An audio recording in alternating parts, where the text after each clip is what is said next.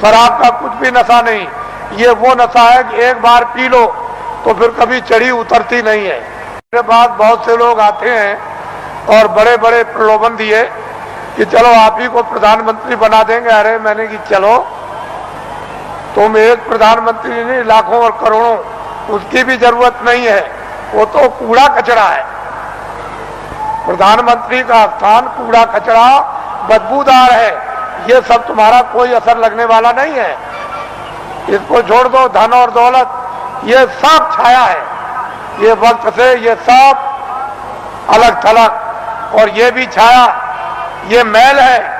देखते देखते मिट्टी का मिट्टी में, वायु का वायु में, अग्नि का अग्नि में, और आकाश का आकाश में, ये सब का सब जल का जल में मिल जाएगा और कुछ भी पता नहीं चलेगा कि ये कहाँ चले गए। और जीवात्मा जिसके कारण ये चलता फिरता बोलता है, ये बादशाह कहलाता, सेठ साहूकार कहलाता, विद्वान कहलाता और बड़ा बहादुर और दानी कहलाता, वो तो निकल जाएगा, उसका भी पता नहीं।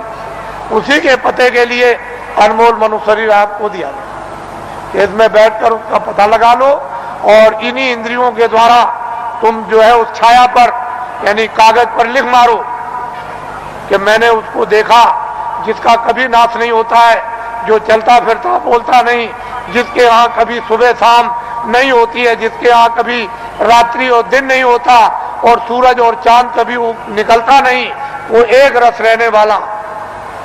इसलिए आप थोड़ा समय बचाओ, ये हमारी विनती और प्रार्थना है। हम तो वर्षा आदेशानुसार ये देते हैं, लेकिन उसको संभाल करके रखो। हमारी बात अच्छी तरह से समझ लो। तुमने अगर किसी की नाक काटी है सुबह, तो वो सब फिल्म में आ गई। शाम को तुमने गर्दन काटी तो सब फिल्म में आ गई। वो रो रहा, चिल्ला रहा, सामने पड़ा। मारने वाला भी है, मरने वाला भी। किसी की टांग काट दी, हाथ काट दिया, रात को चोरी या दिन को की, दिन को डकैती या रात को, या आपने और कोई अमानवी काम, ये सब फिल्म में, फाइल में सब छपता जा रहा। और जब तक वो कुछ नहीं बोलेगा, जब तक आपका समय पूरा नहीं होता, और जैसे ही समय पूरा हुआ पूरी फाइल खुल जाएगी।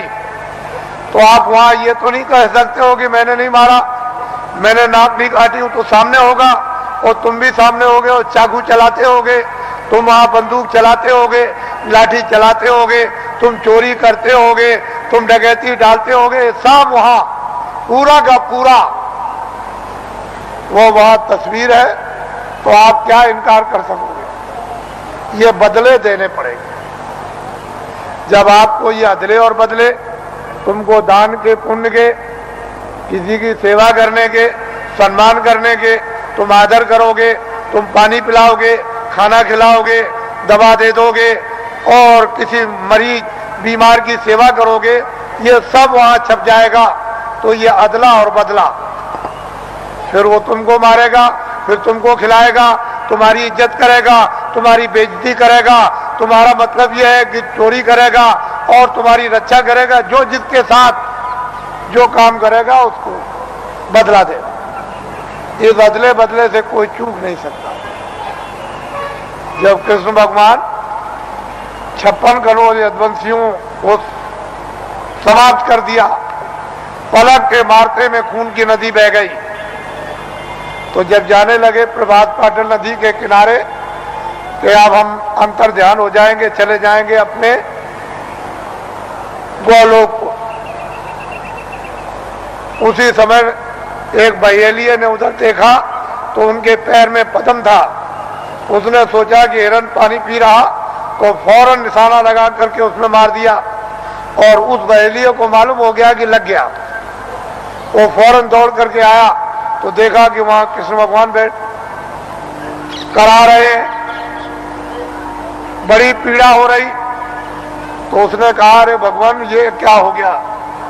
मैंने तो सोचा था कि हिरन पानी पी रहा और यहाँ आप निकल आए, मैंने तो बड़ा अपराध किया। कह लगे, भाई तुमने कुछ नहीं किया, मैंने रामा अवतार में पेड़ की ओट में होकर के हमने बाली को मारा था और बाली बहेलिया बना, तो फिर वो द्वापर में कृष्णा अवतार में उसने अपना बदला ले लिया। जब ऐसी ऐसी शक्तियों से ये बदले नहीं चुक सकते हैं, उनको भी बदला देना पड़ेगा। तो तुम्हारे पास तो कोई शक्ति और ज्ञान नहीं, तुम कोई योगी तो हो नहीं, तुम तो मतलब यह है कि आज सिद्धि प्राप्त करने वाले तो हो नहीं, तो तुमको तो ये बदले देने ही पड़ेंगे। जब ऐसी ऐसी शक्तियों को देना पड़ा और किताबों में लिख दिया कि ये हमसे भी बदला नहीं चुक सकता, हमको भी देना होगा, लेकिन संत इस बदले को चुका देते हैं। उनके पास बदले के चुकाने का मसाला है, योगियों के पास नहीं है, सिद्धों के पास नहीं, ज्ञानियों के पास नहीं, तत्वदर्शियों के पास नहीं, संतों के पास में इसका मसाला है, इसको चुकाने का, और किसी के पास नहीं। तो आपको तो ये भेद मालूम है नहीं, फिर आपने तो कृष्ण को देखा नहीं कि आप जल्दी से कहोगे कि नहीं हम भी हैं। फिर जब आपने देखा नहीं तो पूजा किसकी कर रहे हो? अरे किताब में लिखा है कि तुम जाओ, अगर मुझको पाना चाहते हो, मेरा दर्शन करना चाहते हो, मेरे लोक में आना चाहते हो, तो जो मुझको पा चुके हैं तत्वदर्शी, जिन्होंने अपनी जीवात्मा को जगाकर और ज्ञान चक्षु द्वारा जिन्होंने मेरा साक्षात्कार किया है, तुम उनके पास चले जाओ, वो मेरा भेद बताएंगे और उनकी कृपा और मदद और सहायता से तब मेरे लोक में तुम आओगे। तो ये तो कोई मानने वाला है नहीं, तो बताओ फिर पूजा किसकी हो गई? तुमने खुद को अपने को धोखा दिया, खुद को भ्रम में रखा, खुद को अंधकार में रखा और खुद भटक गए। कौन बताएगा आपको? आपकी आत्मा की कौन रक्षा करेगा, कौन संभाल करेगा? माँ बाप कर नहीं सकते, धन दौलत कर नहीं सकता, राजा कर नहीं सकता है और लोग कर नहीं सकते हैं, तो इस आत्मा की रक्षा कौन करेगा? जो किताबों में लिखा हो आपकी समझ में आता नहीं। आप तो किसी महात्मा महान आत्मा को खोजते नहीं हो, और आपके पास भी चला जाए तो आप उसको पहचानते नहीं। इसलिए ये दिन ऐसे बुरे आए कि महान आत्माओं की बड़ी अवहेलना हुई, बड़ा तिरस्कार हुआ, बड़ी गाली गलौज, बड़ा उनका अपमान हुआ, बड़े शब्द भद्दे शब्दों से प्रयोग किया गया। लेकिन हमारा देश तो ऋषि मुनियों का, साधु संतों योगियों का देश है। फिर पीछे आपको अपनी जबान गंदी करोगे, मैली करोगे, पीछे पश्चाताप करना होगा। इसलिए सोच समझ के शब्द निकालो। तुम सब कुछ करते हो दुनिया में, लेकिन संतों महात्माओं के प्रति संभाल कर शब्द निकालो, ऐसे नहीं। तो इसलिए वो मनुष्य है जो अपनी जबान को संभाल करके रखते हैं और धीरज रखकर विवेक से काम लेते हैं, बुद्धि का उपयोग करते हैं। लेकिन बुद्धि ही नष्ट हो गई हो और बुद्धि पर पागलपन का असर आ गया हो, जहर फैल गया हो, तो बुद्धि बेचारी क्या करेगी? वो क्या समझेगी? भूत का, भविष्य का, वर्तमान का, योगियों का, महात्माओं का, आत्माओं का, ज्ञान का, विज्ञान का, उसकी समझ में क्या आएगा? तो इसलिए समुद्र भरा है आपके मनुष्य मंदिर में, और महात्मा ये सब कर्मों को चुका देते हैं। कहीं सेवा कराकर, पानी पिलाकर, कहीं दवा दिलवाकर, कहीं रोटी खिलवाकर, कहीं झाड़ू लगवाकर, कहीं रात बताकर के रास्ते में खड़ा करके, कहीं बैठा कर सर्दी में, कभी गर्मी में, ये धीरे से यानी कर्मों को चुका देते हैं। उनके पास में रास्ते हैं चुकाने के, और अदला बदला जब चुका दिया तो वह छुट्टी पा गए। जब तक तुम अदले बदले नहीं दे सकते हो, तब तक कोई भी जीव काल के देश से, ये नरकों से 84 से कभी छुटकारा पा ही नहीं सकता। तो महात्माओं के यहाँ भात भात के रास्ते चुकाने के हैं, वो जरा से काम से चुका देते। उसको भी बुला लिया, उसको भी बुला लिया, मद्रास से भी बुला लिया, हिमाचल से भी बुला लिया, जंगल से भी बुला लिया, शहर से भी बुला लिया, हिंदू को भी बुला लिया, मुसलमान को और सिख को भी बुला लिया, और गरीब को भी बुला लिया, और अमीर को भी बुला लिया, और बुला करके बस एक दूसरे की सेवा करा देते हैं, सेवा दिलवा देते हैं और कर्मों को चुका देते हैं कि भाई अब कर्म चुक गया। तुमने नहीं सुना कि सेठ साहूकार जब कर्जा बांटते हैं और कर्जदार जब देने के लायक नहीं होता, तो अंत में सेठ साहूकार कहते हैं अच्छा जो तू दे सकता है मूल दे दे। तो कह लगे सेठ जी हम इतना दे सकते हैं, हमारे पास सामर्थ्य नहीं। क्या चल जा दे जा, मैं अपने कागज से तुझको माफ करता हूं और ब्याज भी छोड़ देता हूं। तो छोड़ देता।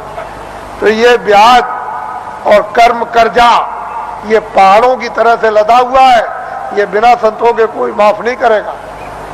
इसको हमेशा इस बात के लिए जब थोड़े दिनों के बाद जब ये विद्या प्राप्त होगी लोगों को, तो स्वयं लोगों को अनुभव होने लगता है कि कर्म कर्जा बिना संतों के मैं ब्याज के ये चुक नहीं सकता। आप इसको जानते ही, मालूम है आपको, लेकिन बहुत सुलभ है, बहुत सरल है, बहुत सहज है। तो इसलिए ये स्थान है जो आपको कल और परसों बताए गए। इन स्थानों पर ईश्वर और ब्रह्म और पार ब्रह्म और महाकाल पुरुष बैठे हुए हैं। इन्होंने अपने देवी और देवताओं को अपने मतलब ये कारगुजार बड़े बड़े पदाधिकारियों को अपने अपने लोक में इन्होंने स्थापित कर रखा है और वो सब काम करते रहते हैं, जैसे ब्रह्मा विष्णु महादेव और पार्वती लक्ष्मी और सावित्री। और इन्होंने अपने अपने और लोगों को काम दे दिया और आद्या महाशक्ति ने इनको काम दे दिया और निरंजन भगवान ने एक आद्या महाशक्ति का लोक बनाया जिसमें इतना बड़ा लोक है कि मृत्यु लोक से ज्यादा बड़ा स्वर्ग और स्वर्ग से ज्यादा बड़ा वैकुंठ और वैकुंठ से बहुत बड़ा शक्ति लोक। उस शक्ति लोक में स्त्रियां राज करती हैं। पुरुष स्वरूप का यानी पुरुष रूप का और पुरुष की शकल का नाम और निशान नहीं है। वह सारी की सारी स्त्रियों का राज उस मंडल में, उसको कौन पार कर सकता है, किसकी सामर्थ्य है। उसके बाद निरंजन भगवान का जो धाम है वो तो मतलब है